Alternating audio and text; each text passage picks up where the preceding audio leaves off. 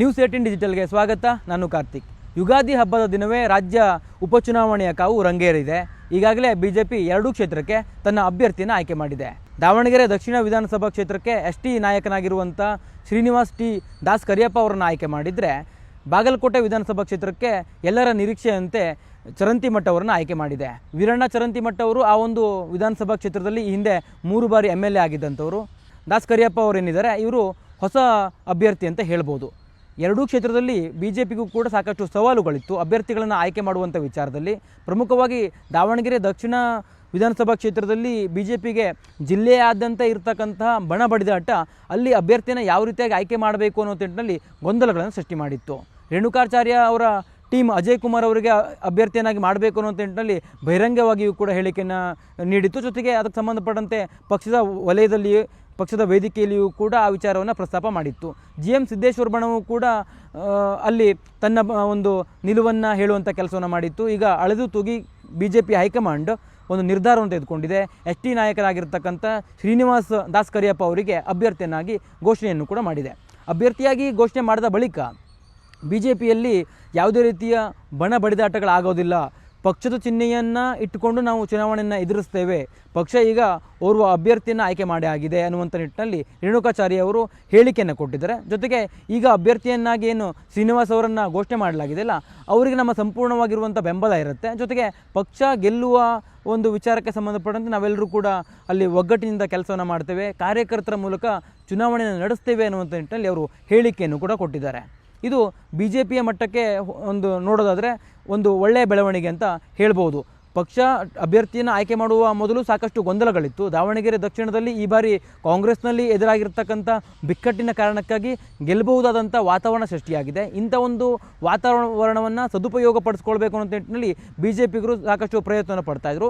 ಇದೆಲ್ಲದರ ನಡುವೆ ಇಬ್ಬರ ನಡುವಿನ ಜಟಾಪಟಿ ಇದೆಯಲ್ಲ, 2 ತಂಡದ ನಡುವಿನ ಜಟಾಪಟಿ, ಅದು ಎಲ್ಲ ಒಂದು ಕಡೆ ಪಕ್ಷಕ್ಕೆ ಹಿನ್ನಡೆಯನ್ನು ತರಬಹುದಾ ಅನ್ನುವಂಥ ಪ್ರಶ್ನೆಗಳು ಕೂಡ ಉದ್ಭವವಾಗಿತ್ತು. ಆದರೆ ಈಗ ಹೈಕಮಾಂಡ್ ಅಭ್ಯರ್ಥಿಯನ್ನು ಘೋಷಣೆ ಮಾಡಿದೆ.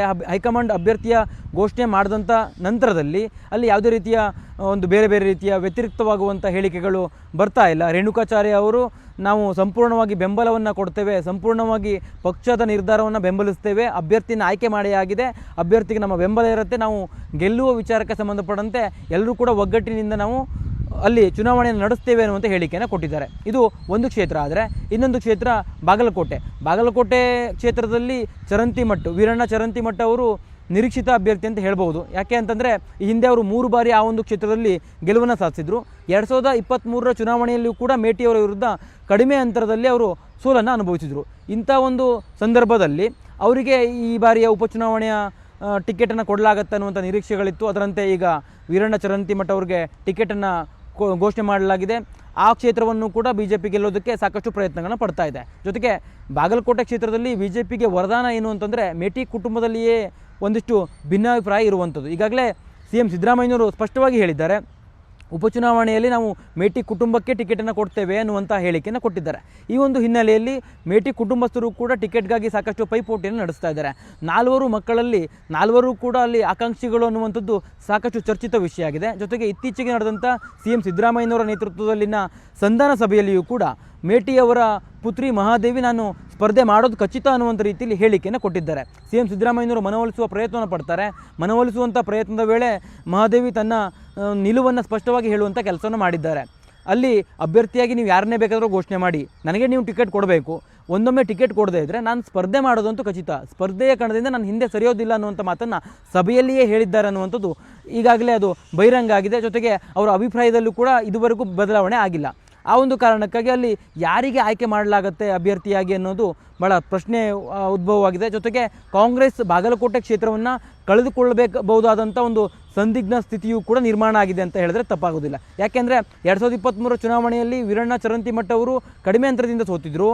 ಆದರೆ ಈ ಬಾರಿ ಅವ್ರಿಗೆ ಉಪಚುನಾವಣೆ ಎದುರಾಗಿದೆ. ಉಪಚುನಾವಣೆ ಸಂದರ್ಭದಲ್ಲಿ ಅವರನ್ನೇ ಆಯ್ಕೆ ಮಾಡಲಾಗಿದೆ ಬಿಜೆಪಿಯಿಂದ ಅಭ್ಯರ್ಥಿ ಎಂದು. ಆದರೆ ಕಾಂಗ್ರೆಸ್ನಲ್ಲಿ ಮೇಟಿ ಕುಟುಂಬಸ್ಥವರಿಗೆ ಟಿಕೆಟನ್ನು ಕೊಡುವಂಥ ವಿಚಾರಕ್ಕೆ ಸಂಬಂಧಪಟ್ಟಂತೆ ಅವರ ಕುಟುಂಬಸ್ಥರಲ್ಲಿಯೇ ಗೊಂದಲ ಏರ್ಪಟ್ಟಿದೆ. ಯಾರಿಗಾದರೂ ಅಲ್ಲಿ ಟಿಕೆಟನ್ನು ಘೋಷಣೆ ಮಾಡಿದ್ರೆ ಇನ್ನೊಬ್ಬರು ಬಂಡಾಯ ನಿಂತು ಪಕ್ಷೇತರರಾಗಿ ಸ್ಪರ್ಧೆ ಮಾಡುವಂಥ ಸಾಧ್ಯತೆ ಇದೆ. ಈ ಒಂದು ಕಾರಣಕ್ಕಾಗಿ ಬಾಗಲಕೋಟೆ ಕ್ಷೇತ್ರ ಎಲ್ಲೋ ಒಂದು ಕಡೆ ಬಿ ಜೆ ಪಿಗೆ ವರದಾನ ಆಗುವಂಥ ಸಾಧ್ಯತೆಗಳು ದಟ್ಟವಾಗಿರ್ತಕ್ಕಂಥದ್ದು. ಜೊತೆಗೆ ಇಲ್ಲಿ ಇನ್ನೂ ಒಂದು ವಿಚಾರವನ್ನು ನಾವು ಗಮನಿಸಬೇಕು. ದಾವಣಗೆರೆ ದಕ್ಷಿಣ ಕ್ಷೇತ್ರದಲ್ಲಿ ಕಾಂಗ್ರೆಸ್ನ ವಿಚಾರವನ್ನು ನಾನು ನಿಮಗೆ ಈಗ ಹೇಳ್ತಾ ಹೋಗ್ತೀನಿ. ಕಾಂಗ್ರೆಸ್ನಲ್ಲಿ ಏನಾಗಿದೆ ಅಂತಂದರೆ, ಈ ಹಿಂದೆ ಶಾಮನೂರು ಶಿವಶಂಕರಪ್ಪನವರು ಇದ್ದಂಥ ಸಂದರ್ಭದಲ್ಲಿ ಚುನಾವಣೆ ವೇಳೆಯೇ ಅವರು ಅಲ್ಪಸಂಖ್ಯಾತರಿಗೆ ಒಂದು ಮಾತನ್ನು ಕೊಟ್ಟಿದ್ದರು ಅನ್ನುವಂಥದ್ದು ಈಗಾಗಲೇ ಉಪಚುನಾವಣೆ ಎದುರಾಗತ್ತೆ ಅನ್ನುವಂಥ ಸಂದರ್ಭದಲ್ಲಿ ಅದು ಮುನ್ನೆಲೆಗೆ ಬಂದಿತ್ತು. ಅದಕ್ಕೆ ಸಂಬಂಧಪಟ್ಟಂತೆ ಅಬ್ದುಲ್ ಜಬ್ಬಾರ್ ಅವರು ಕೂಡ ನಾನು ಆಕಾಂಕ್ಷಿ ಅನ್ನೋದನ್ನು ಬಹಿರಂಗವಾಗಿ ಹೇಳಿದರು. ನನಗೇ ಕೊಡಿ ಅಂತ ಹೇಳ್ತಾ ಇಲ್ಲ, ಅಲ್ಪಸಂಖ್ಯಾತರಿಗೆ ಕೊಡಿ ಅನ್ನುವಂಥ ರೀತಿಯಲ್ಲಿ ಅವರು ಒಂದಿಷ್ಟು ಧ್ವನಿಯನ್ನು ಎತ್ತಾ ಇದ್ದರು. ಜೊತೆಗೆ ಜಮೀರ್ ಅಹ್ಮದ್ ಅವರ ಮೂಲಕವಾಗಿ ತನ್ನ ಅಭಿಪ್ರಾಯವನ್ನು ಹೈಕಮಾಂಡ್ಗೆ ಮುಟ್ಟಿಸುವಂಥ ಕೆಲಸವನ್ನು ಕೂಡ ಮಾಡಿದರು. CM ಸಿದ್ದರಾಮಯ್ಯನವರ ಬಳಿಯೂ ಕೂಡ ಆ ವಿಚಾರ ಚರ್ಚೆ ಆಗಿತ್ತು. DK ಶಿವಕುಮಾರ್ ಅವರ ಬಳಿಯೂ ಕೂಡ ಆ ವಿಚಾರ ಚರ್ಚೆ ಆಗಿತ್ತು. ಆದರೆ ಅಲ್ಲಿ SS ಮಲ್ಲಿಕಾರ್ಜುನ್ ಅವರು ಹೇಳಿಕೆಯನ್ನು ಕೊಟ್ಟರು. ಜಮೀರ್ ಅಹ್ಮದ್ ಅವರಿಗೆ ಈ ಒಂದು ಜಿಲ್ಲೆಗೆ ಸಂಬಂಧ ಏನು, ಯಾಕೆ ಇಲ್ಲಿ ಬಂದು ಅವರು ಮಾತನಾಡಬೇಕು ಅನ್ನುವಂಥ ರೀತಿಯಲ್ಲಿ ಅವರು ಪ್ರಶ್ನೆಗಳನ್ನ ಎತ್ತರು. ಅದು ಕಾಂಗ್ರೆಸ್ನಲ್ಲಿರ್ತಕ್ಕಂಥ ಒಳಜಗಳ ಯಾವ ರೀತಿಯಾಗಿ ಇದೆ ಅನ್ನೋದನ್ನು ಬಹಿರಂಗಪಡಿಸುವಂಥ ಒಂದು ಕೆಲಸ ಆಯಿತು. ಆ ಒಂದು ಸಂದರ್ಭದಲ್ಲಿ ಇಬ್ಬರ ನಡುವಿನ ಜಟಾಪಟಿ ಅಂದರೆ SS ಮಲ್ಲಿಕಾರ್ಜುನ್ ಅವರ ಹೇಳಿಕೆಗೆ ಜಮೀರ್ ಅಹ್ಮದ್ ಅವರು ಕೂಡ ಒಂದಿಷ್ಟು ತಿರುಗೇಟನ್ನು ಕೂಡ ಕೊಟ್ಟಿದ್ದರು. ಈಗ ಅಲ್ಲಿ ಪ್ರಬಲವಾಗಿ ಅಲ್ಪಸಂಖ್ಯಾತ ಸಮುದಾಯ ನಮಗೆ ಟಿಕೆಟ್ ಬೇಕೇ ಬೇಕು ಅನ್ನೋ ನಿಟ್ಟಿನಲ್ಲಿ ಅವರು ಆಕಾಂಕ್ಷಿಗಳಿದ್ದಾರೆ. ಜೊತೆಗೆ ಟಿಕೆಟ್ ಕೊಡಲೇಬೇಕು ಅನ್ನೋ ನಿಟ್ಟಿನಲ್ಲಿ ಅವರು ಪಟ್ಟನ್ನು ಹಿಡಿತಾ ಇದ್ದಾರೆ. ಇನ್ನೊಂದು ಕಡೆ SS ಮಲ್ಲಿಕಾರ್ಜುನ್ ತನ್ನ ತಂದೆ ನಿಧನರಾಗಿರ್ತಕ್ಕಂಥ ಕಾರಣಕ್ಕಾಗಿ ಅಲ್ಲಿ ಕ್ಷೇತ್ರ ತೆರವಾಗಿದೆ. ಆ ಹಿನ್ನೆಲೆಯಲ್ಲಿ ನಮ್ಮ ಕುಟುಂಬಸ್ಥರಿಗೆ ಕೊಡಬೇಕು ಅನ್ನುವಂಥ ಪಟ್ಟನ್ನು ಕೂಡ ಹಿಡಿದಿದ್ದಾರೆ. ಅದರಲ್ಲಿ ಪ್ರಮುಖವಾಗಿ ಈಗಾಗಲೇ SS ಮಲ್ಲಿಕಾರ್ಜುನ್ ಅವರ ಪುತ್ರ ಸಮರ್ಥ್ ಈಗಾಗಲೇ ಅಖಾಡಕ್ಕಿಳಿದು ಚುನಾವಣೆಯ ಒಂದು ಪ್ರಚಾರ ಕಾರ್ಯಗಳನ್ನು ಮಾಡ್ತಾ ಇದ್ದಾರೆ. ಈ ಎರಡೂ ಕ್ಷೇತ್ರದಲ್ಲಿ BJP ತನ್ನ ಅಭ್ಯರ್ಥಿಯನ್ನು ಘೋಷಣೆ ಮಾಡಿದೆ. ಅದು ದಾವಣಗೆರೆ ದಕ್ಷಿಣ ಇರ್ಬೋದು, ಹಾಗೆ ಬಾಗಲಕೋಟೆ ಕ್ಷೇತ್ರಕ್ಕೆ. ಆದರೆ ಕಾಂಗ್ರೆಸ್ಗೆ ಎರಡೂ ಕ್ಷೇತ್ರದಲ್ಲಿಯೂ ಕೂಡ ಅಭ್ಯರ್ಥಿಯ ಆಯ್ಕೆಯೇ ಸವಾಲಾಗಿದೆ. ಈ ಅಭ್ಯರ್ಥಿ ಆಯ್ಕೆಯನ್ನು ಯಾವ ರೀತಿಯಾಗಿ ಮಾಡಬೇಕು ಅನ್ನೋ ನಿಟ್ಟಿನಲ್ಲಿ ಕಾಂಗ್ರೆಸ್ನಲ್ಲಿ ಸಾಕಷ್ಟು ಗೊಂದಲಗಳು ಕೂಡ ಸೃಷ್ಟಿಯಾಗಿದೆ. ಈಗಾಗಲೇ ಸರಣಿ ಸಭೆಗಳು ಕೂಡ ನಡ್ತಾ ಇದ್ದಾವೆ. ಸಭೆಯಲ್ಲಿಯೂ ಕೂಡ ಪ್ರಮುಖವಾಗಿ ಒಮ್ಮತದ ನಿರ್ಧಾರಗಳು ಬರ್ತಾ ಇಲ್ಲ. ಒಂದಿಷ್ಟು ಜನ SS ಮಲ್ಲಿಕಾರ್ಜುನ್ ಅವರ ಪುತ್ರನಿಗೆ ಟಿಕೆಟ್ ಕೊಡೋದಕ್ಕೆ ಒಪ್ಪಿದರೆ, ಇನ್ನೊಂದಿಷ್ಟು ಜನ ಅಲ್ಪಸಂಖ್ಯಾತರ ಮತವೂ ಕೂಡ ಕಾಂಗ್ರೆಸ್ಗೆ ಭಾಳ ಮುಖ್ಯ ಆಗಿರುತ್ತೆ. 80,000 ಇರ್ತಕ್ಕಂಥ ಕ್ಷೇತ್ರದಲ್ಲಿ ನಾವು ಅವ್ರಿಗೆ ಟಿಕೆಟ್ ಕೊಟ್ಟಿಲ್ಲ ಅಂತಂದರೆ ಮುಂದಿನ ಚುನಾವಣೆಯಲ್ಲಿ ನಮಗೆ ಸಮಸ್ಯೆ ಉದ್ಭವ ಆಗ್ಬೋದು ಅನ್ನುವಂಥ ನಿಟ್ಟಿನಲ್ಲಿಯೂ ಕೂಡ ಅವರು ಪ್ರಶ್ನೆಗಳನ್ನು ಮಾಡ್ತಾ ಇದ್ದಾರೆ ಸಭೆಗಳಲ್ಲಿ ಅನ್ನುವಂಥದ್ದು ಕೂಡ ಈಗ ಚರ್ಚಿತ ವಿಷಯ ಆಗಿದೆ. ಆ ಕಾರಣಕ್ಕಾಗಿ ಕಾಂಗ್ರೆಸ್ನ ಹೈಕಮಾಂಡ್ ಯಾರನ್ನು ಆಯ್ಕೆ ಮಾಡುತ್ತೆ ಅನ್ನೋದನ್ನು ಕಾದು ನೋಡಬೇಕು. ಈಗಾಗಲೇ ದಾವಣಗೆರೆ ದಕ್ಷಿಣ ವಿಧಾನಸಭಾ ಕ್ಷೇತ್ರಕ್ಕೆ ಶ್ರೀನಿವಾಸ್ ಅವರನ್ನು ST ಸಮುದಾಯದ ನಾಯಕನನ್ನು BJP ಕಣಕ್ಕಿಳಿಸಿರೋದ್ರಿಂದ ಜಾತಿವಾರು ಲೆಕ್ಕಾಚಾರವನ್ನು ಹಾಕ್ಕೊಂಡು ಕಾಂಗ್ರೆಸ್ ಯಾರನ್ನು ಆಯ್ಕೆ ಮಾಡುತ್ತೆ ಅನ್ನೋದನ್ನು ಕಾದು ನೋಡಬೇಕಾಗಿದೆ. ಈಗಾಗಲೇ ಬಾಗಲಕೋಟೆ ವಿಧಾನಸಭಾ ಕ್ಷೇತ್ರಕ್ಕೂ ಕೂಡ BJP ತನ್ನ ಅಭ್ಯರ್ಥಿಯಾಗಿ ವೀರಣ್ಣ ಚರಂತಿಮಠ ಅವರನ್ನು ಆಯ್ಕೆ ಮಾಡಿದೆ.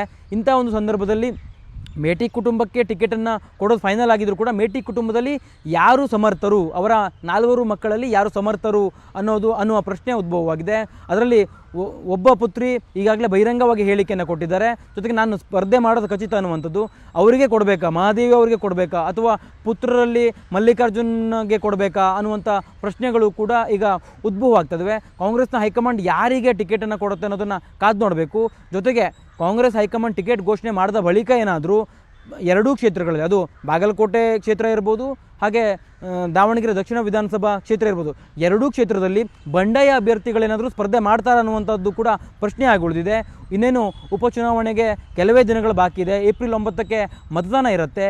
ಆ ಒಂದು ಸಂದರ್ಭದಲ್ಲಿ ಮತದಾನ ಪ್ರಕ್ರಿಯೆಗೂ ಮುನ್ನ ಯಾವ ರೀತಿಯಾಗಿ ಅಭ್ಯರ್ಥಿಗಳನ್ನು ಆಯ್ಕೆ ಮಾಡ್ತಾರೆ, ಯಾವ ರೀತಿಯಾಗಿ ಅಭ್ಯರ್ಥಿಗಳನ್ನು ಆಯ್ಕೆ ಮಾಡಿದ ಬಳಿಕ ಒಗ್ಗಟ್ಟಿನ ಮಂತ್ರವನ್ನು ಕಾಂಗ್ರೆಸ್ನವರು ಪಠಿಸ್ತಾರೆ, ಯಾವ ರೀತಿಯಾಗಿ ಚುನಾವಣೆಯನ್ನು ಅಲ್ಲಿ ಮಾಡ್ತಾರೆ, ಯಾವ ರೀತಿಯಾಗಿ ಪ್ರಚಾರ ಕಾರ್ಯಗಳಾಗ್ತವೆ ಅನ್ನೋದನ್ನು ಕಾದು ನೋಡಬೇಕು.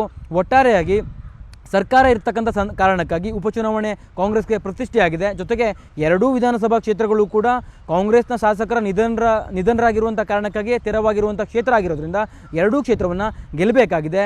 ಸರ್ಕಾರದ ಒಂದು ಕಾರ್ಯವೈಖರಿಗೆ ಕನ್ನಡಿ ಎಂಬಂತೆ ಈ ಒಂದು ಉಪಚುನಾವಣೆಯ ಫಲಿತಾಂಶ ಇರುತ್ತೆ. ಆ ಕಾರಣಕ್ಕಾಗಿ ಸರ್ಕಾರ ಇಲ್ಲಿ ಯಾವ ರೀತಿಯ ಕೆಲಸ ಮಾಡಿದೆ ಅನ್ನೋದನ್ನು ಕೂಡ ಅಲ್ಲಿ ಪ್ರತಿಧ್ವನಿಸುವಂಥ ಕಾರಣಕ್ಕಾಗಿ ಉಪಚುನಾವಣೆಯನ್ನು ಗೆಲ್ಲಬೇಕಾದಂಥ ಒಂದು ಪ್ರತಿಷ್ಠೆಯೂ ಕೂಡ ಕಾಂಗ್ರೆಸ್ ಮೇಲಿದೆ.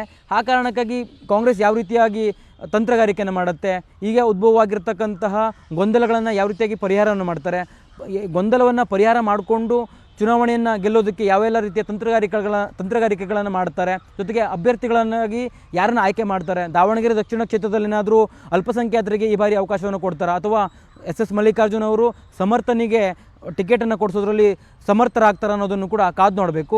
ಬಾಗಲಕೋಟೆಯ ವಿಚಾರಕ್ಕೆ ಸಂಬಂಧಪಟ್ಟಂತೆ ಮೇಟಿ ಕುಟುಂಬಸ್ಥರು ಒಗ್ಗಟ್ಟಿನ ಮಂತ್ರವನ್ನು ಏನಾದರೂ ಕೊನೆಯ ಹಂತದಲ್ಲಿ ಪಠಿಸ್ತಾರಾ, ಆ ಮೂಲಕ ಕಾಂಗ್ರೆಸ್ಗೆ ವರದಾನ ಆಗತ್ತಾ ಅನ್ನೋದನ್ನು ಕೂಡ ಕಾದು ನೋಡಬೇಕಾಗಿದೆ. ಒಟ್ಟಾರೆಯಾಗಿ ಬಿಜೆಪಿ ಯುಗಾದಿ ಹಬ್ಬದ ದಿನವೇ ಕಹಳೆಯನ್ನು ಮೊಳಗಿಸಿದೆ, ಅಭ್ಯರ್ಥಿಗಳನ್ನು ಘೋಷಣೆ ಮಾಡಿದೆ. ಕಾಂಗ್ರೆಸ್ ಅಭ್ಯರ್ಥಿಗಳನ್ನು ಯಾವಾಗ ಆಯ್ಕೆ ಮಾಡುತ್ತೆ ಅನ್ನೋದನ್ನು ಕಾದು ನೋಡಬೇಕಾಗಿದೆ. ಕ್ಯಾಮ್ರಾ ಪರ್ಸನ್ ಶ್ರೀನಿವಾಸುಲು ಜೊತೆ ಕಾರ್ತಿಕ್, ನ್ಯೂಸ್ 18 ಕನ್ನಡ, ಬೆಂಗಳೂರು. ನಿರ್ಭೀತ, ನಿಷ್ಪಕ್ಷಪಾತ, ವಿಶ್ವಾಸಾರ್ಹ ಸುದ್ದಿಗಳಿಗೆ ಮತ್ತೊಂದು ಹೆಸರಾಗಿರುವಂತ ನ್ಯೂಸ್ 18 ಕನ್ನಡ ಈಗ ಆಪ್ನಲ್ಲೂ ಲಭ್ಯವಿದೆ. ದಯವಿಟ್ಟು ಇಲ್ಲಿರುವ QR ಕೋಡ್ ಅನ್ನ ಸ್ಕ್ಯಾನ್ ಮಾಡಿಕೊಂಡು ಆಪ್ ಅನ್ನ ಡೌನ್ಲೋಡ್ ಮಾಡೋದಕ್ಕೆ ಮರಿಬೇಡಿ. ನಿಮ್ಮ ಬೆಂಬಲ ಹೀಗೆ ಸದಾ ನಮ್ಮೊಂದಿಗಿರಲಿ. ಧನ್ಯವಾದ.